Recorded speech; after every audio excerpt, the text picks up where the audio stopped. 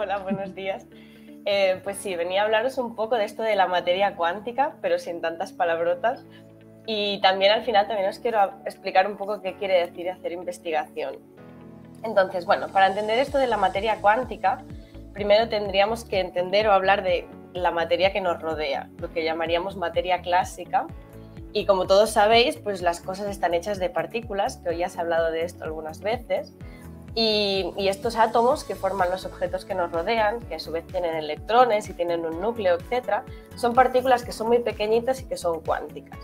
Y eso de que son cuánticas es que tienen unas propiedades bastante raras que más tarde os explicaré bien.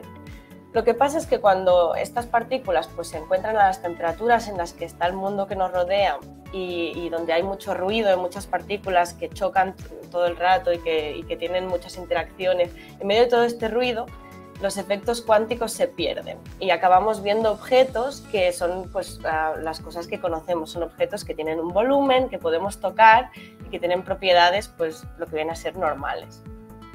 Aún así, estas partículas se pueden organizar de distintas maneras y esto pues lleva a tener distintos tipos de fases, porque como todos conocemos, el agua pues lo podemos encontrar en forma de gas, de líquido o de sólido. Y eso tiene que ver en cómo se organizan estas partículas que forman las sustancias.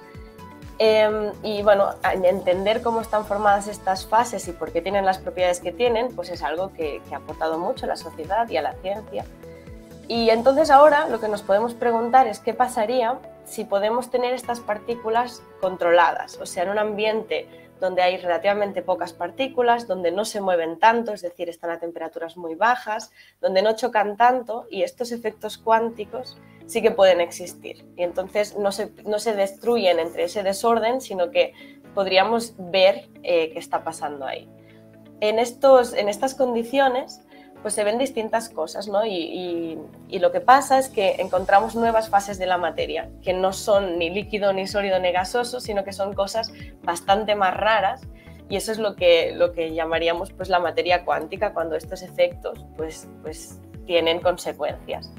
Y además de eso, no solo es interesante estudiar estas fases, sino que también podríamos plantearnos qué cosas podríamos hacer si realmente podemos controlar estas partículas y usar estos efectos cuánticos para hacer cosas. Y en este punto yo supongo que os estaréis preguntando todos qué son estos efectos cuánticos, qué es una partícula cuántica.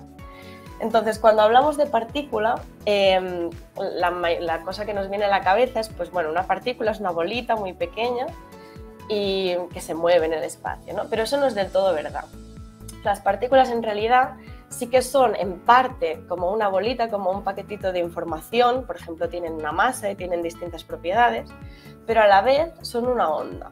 Y una onda pues nos la podemos imaginar como lo que veis en la pantalla, que es una cosa que se extiende en el espacio y que se mueve en el espacio. Entonces es bastante difícil de imaginar para todo el mundo, también para la gente que estudiamos estas cosas, pero las partículas cuánticas son estas dos cosas a la vez. Entonces, como son ondas, tienen propiedades de las ondas y esto nos hace bastante interesantes. ¿Y cuáles son estas propiedades? Bueno, pues si nos imaginamos la onda que crea una piedra cuando la tiramos en un estanque, como lo que pasaría en la primera imagen, bueno, esta onda se mueve en el espacio, pero entonces si tiramos una segunda piedra en este estanque, aparece otra onda y las dos ondas interfieren. Y esta interferencia nos lleva a tener una estructura distinta, que es una tercera onda, que viene a ser la suma de las dos. Entonces, el hecho de que las ondas puedan interferir y puedan aparecer nuevos tipos de ondas es una propiedad muy especial y, de hecho, las partículas cuánticas se encuentran en estados que son como sumas de ondas. Entonces, por eso decimos que pueden estar como a muchos sitios a la vez o pueden estar como en muchos estados a la vez. Aunque sea todo esto un poco raro y otra vez pues difícil de imaginar, pero para haceros una idea. Entonces, volviendo a esto de la materia cuántica, ¿qué pasa si tenemos muchas partículas que tienen propiedades cuánticas, como hemos dicho, y que las tenemos lo suficientemente controladas o en las condiciones adecuadas para que los efectos cuánticos sean importantes? Bueno, eso es un poco lo que estudiamos y encontramos fases de la materia nuevas. Y algunos ejemplos serían, por ejemplo, los superconductores. Lo que pasa en los superconductores es que son materiales donde los electrones de alguna manera se ponen de acuerdo para moverse sin ninguna resistencia. Entonces esto sería muy útil para conducir la electricidad, pero además estos materiales crean unos campos magnéticos tan fuertes que pueden llegar a flotar pues, encima de un imán, por ejemplo, como vemos en la imagen.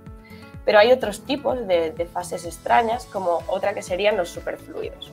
Y los superfluidos es otra vez como líquidos donde las partículas de alguna manera se ponen de acuerdo y pueden moverse sin resistencia. Entonces son líquidos que pueden llegar a escalar las paredes de un recipiente o que pueden atravesar también el recipiente en sí. Entonces pues, son líquidos bastante especiales. Y todas estas cosas se encuentran solo a temperaturas muy bajas, en laboratorios y en condiciones bastante especiales.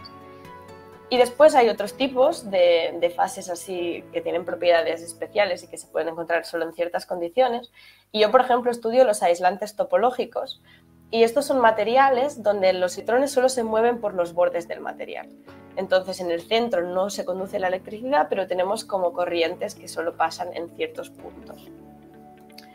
¿Y cómo estudiamos todo esto? Bueno, en mi caso, yo no soy física teórica, entonces no estoy en un laboratorio observando estas fases, sino que intentamos entender por qué existen y qué propiedades tienen. Entonces, normalmente lo que intentamos es hacer como un modelo matemático bastante simplificado de lo que está pasando, y aunque sea bastante simplificado, el problema es que entonces de ahí salen muchas ecuaciones y nos interesaría pues, poder solucionar estas ecuaciones para encontrar o saber qué estructura tiene ese sistema de partículas.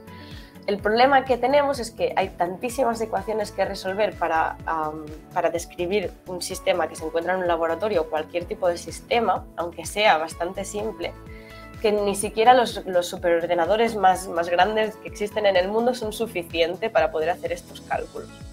Entonces, aunque sí que hemos encontrado maneras de aproximar cosas y poder calcular algunas cositas, porque si no al final no podríamos hacer nada, pues ahora mismo se están buscando maneras de poder solucionar este problema.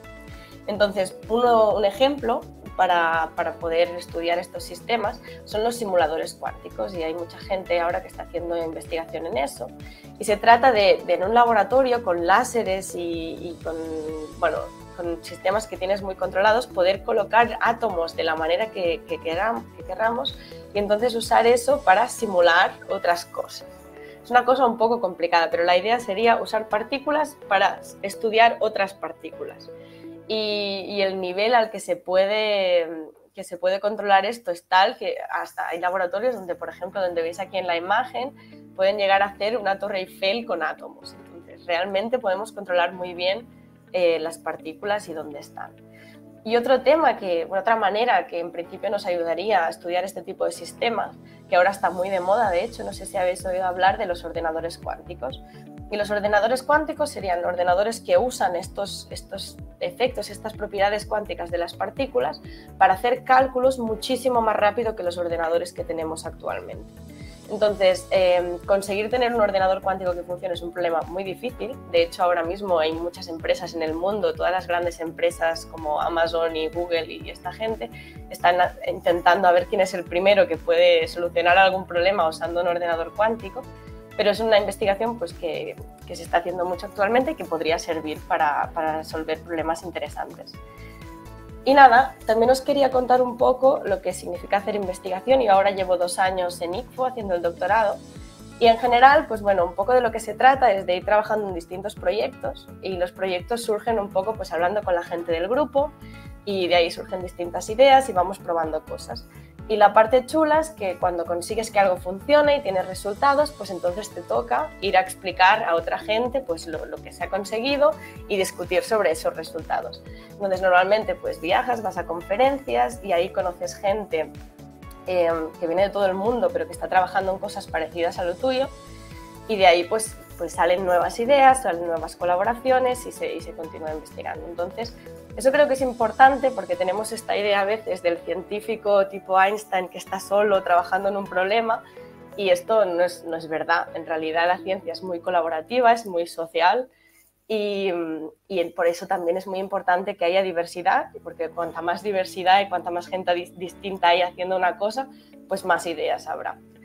Y bueno, esto es todo de momento y muchas gracias.